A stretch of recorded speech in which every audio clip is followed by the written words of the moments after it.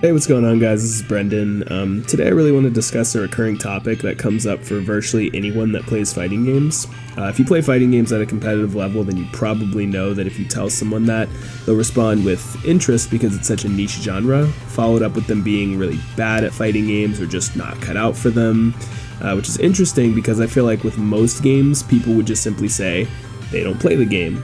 But with fighting games being known for their high difficulty and learning curve, and online play backing that up, because if you go online, you'll quickly experience somebody who's much better than you, and they're just going to completely beat the shit out of you, and you won't get to play at all, and that's just not fun. So it's completely reasonable that somebody would respond that way. What I really want to highlight in the video is that there's not actually really a distinction between people who do play them and people who don't. It's not like the people that do play them are like cut out for it and the people that don't, like that they just aren't.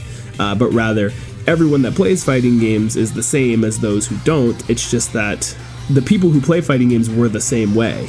Everybody started at a point where they couldn't throw a fireball, or they couldn't do a DP motion, or they just got destroyed all the time, and they would say the same things. They're all the same people. It's just that they decided to actually stick with it. And another thing that I want to highlight that's super important is it's not like when you start, it's just this awful time of you just getting destroyed and just getting wrecked by literally everybody online until one day magically you wake up and you're finally good and fighting games get fun. That's not the point. That would be pretty boring if that's how it worked. But rather, when you first start playing fighting games, you want to make sure that you're playing against somebody who actually is at your level, because fighting games at all level of play, they have reads. They have you trying to figure out what your opponent's trying to do. You can learn your character to varying degrees. You don't have to know everything about your character, but you can learn enough about your character and learn as you go. So you want to enjoy the process of actually learning fighting games.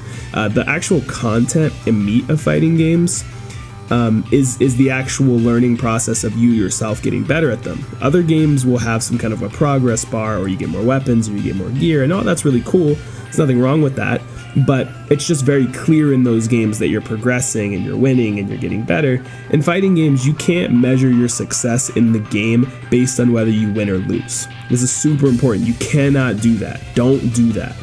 Rather, what you want to do is you want to measure your success with smaller victories. Like, for example, maybe you did something mid-match that you don't normally do, or while that person is beating you mid-match, just try something new. Try something that you don't normally try, and if it doesn't work, reward yourself with, oh, that didn't work. If it does work, then okay, cool, that does work in this situation.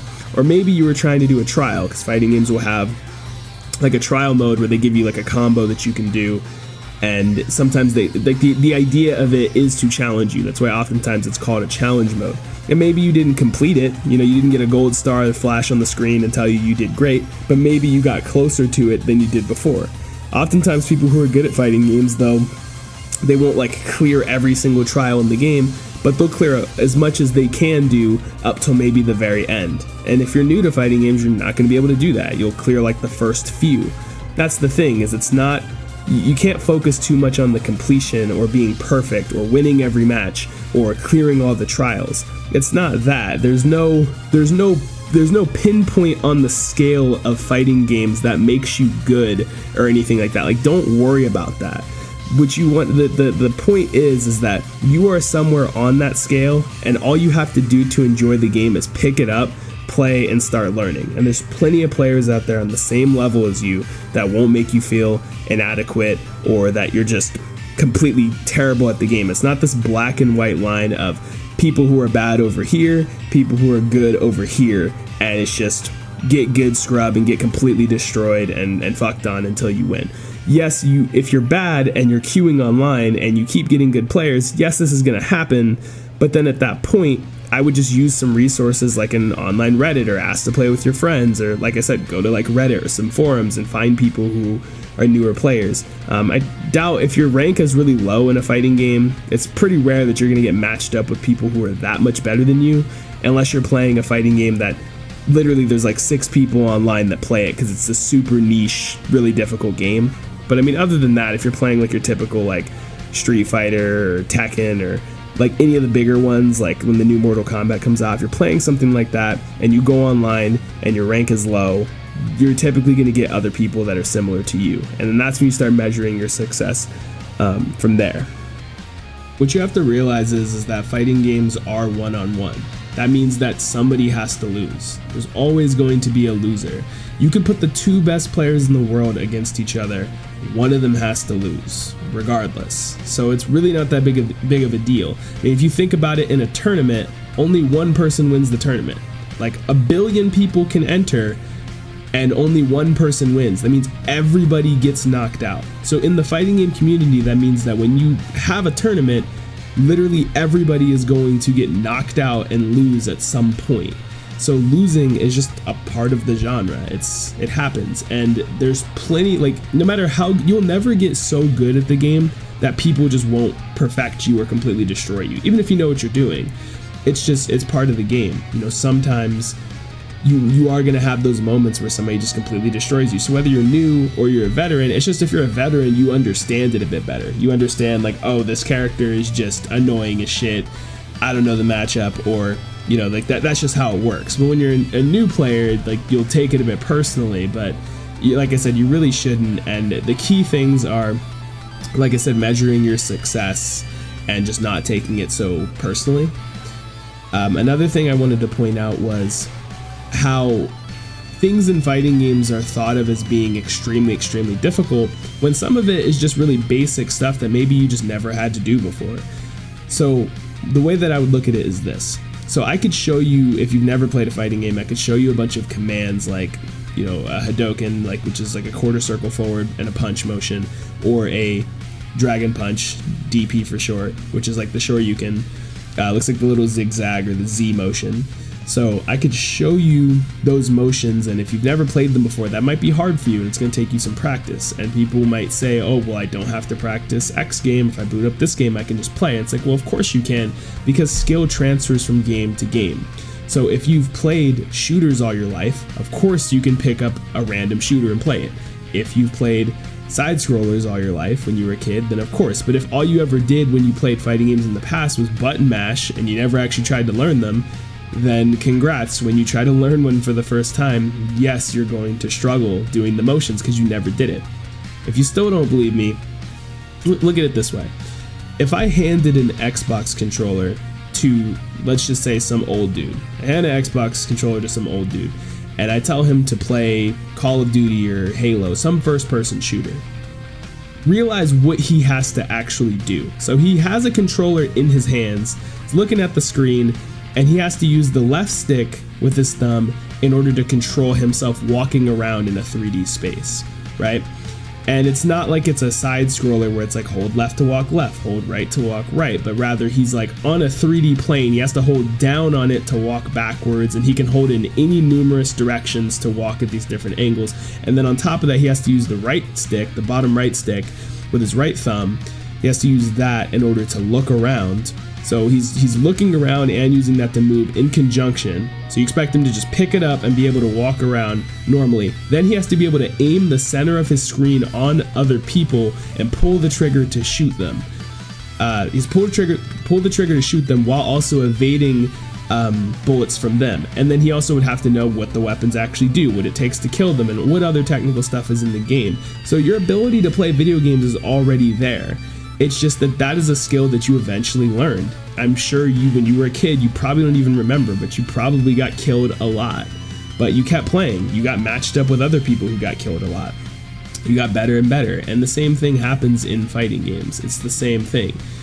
Compare that to me just telling you to take the stick on your circle and spin it forward and press a button.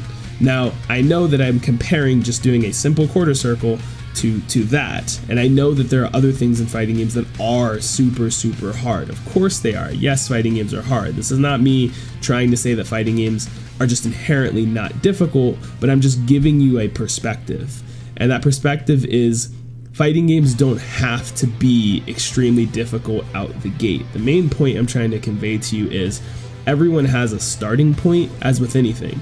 If you go to the gym for the first time, you're not just going to go to the heaviest weights and start benching the heaviest weights, because you're not going to be able to. It's going to hurt and you're going to hate it and you're not going to have fun.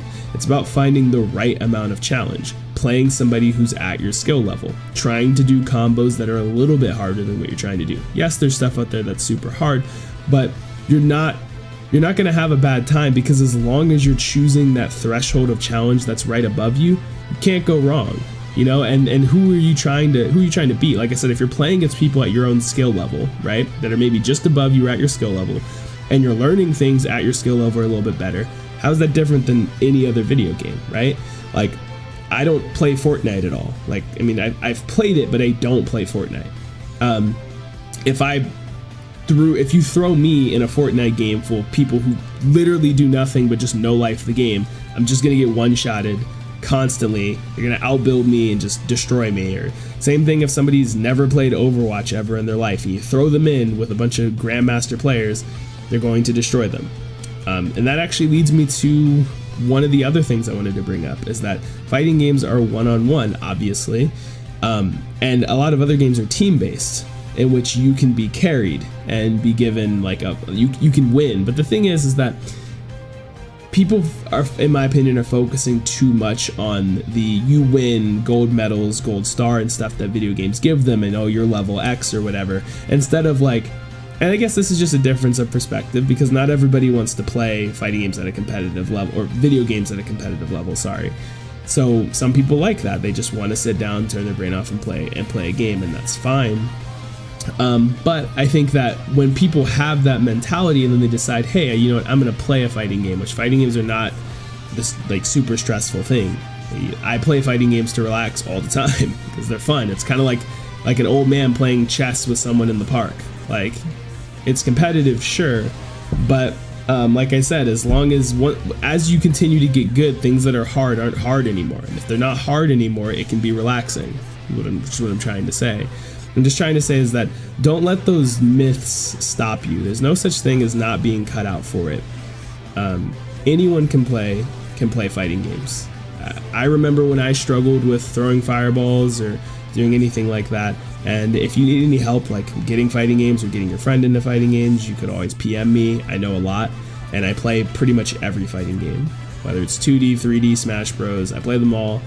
I'm constantly looking up new tech to better myself and attending tournaments and stuff like that. So if you have questions, you can put them in the comments down below or PM me. I'd be more than happy to help you or play games with you or something like that. So if you know somebody who maybe you're trying to get them to play fighting games, what I would suggest is, number one, spar with them, but spar with them on a level that makes sense. Don't try and get them to your level immediately.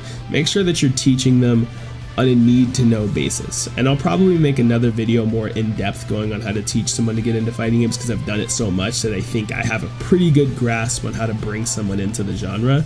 And one of the key things I did is that when you're a good player, you can, the greatest part about being a good player for someone who's a bad player is that you can morph yourself into literally any kind of opponent for them.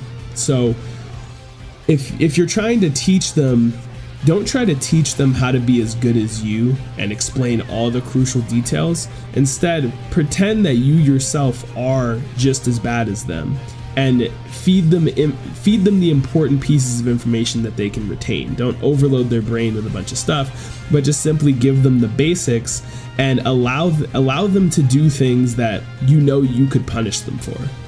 Teach them later. The first few times you play with them, allow them to think that they got it, because that's the natural progression of learning anything, is that you think you understand something, you think that you got it, and then somebody comes along who's maybe better than you and they show you otherwise, and then you naturally progress.